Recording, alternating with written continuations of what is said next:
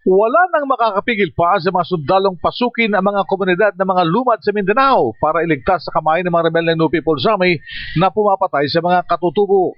Ayon kay Colonel Benji Hao, ang opisyal ng tagapagsalita ng Philippine Army, maliwanag na kagagawa ng mga rebeldeng NPA ang mga pagpatay sa mga katutubo na hindi sumasang-ayon sa kanilang ideolohiya.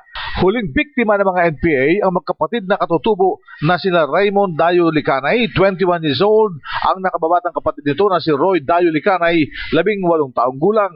Sinasabi sa report na pinatay ang magkapatid habang sila ay naghahanap na makakain sa kabundukan ng Bukidnon. Tiniyak ng militar na NPA ang may kagagawan. Sila ang pumatay base sa mga nakuhang pasyon ng bala ng AK-47 na karaniwang gamit ng mga komunistang grupo, paliwanag ni Colonel Hao.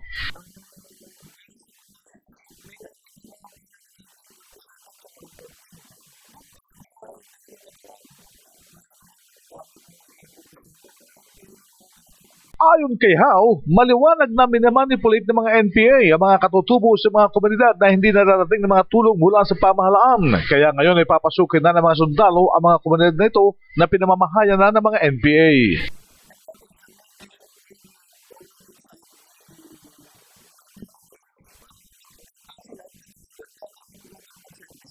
Ang pahayag at paliwanag ni Colonel Benji Hao mula sa Fort Bonifacio. Iyan ang DZRH News, RH911 Bing Formento, naglilingkod sa pagbabalita.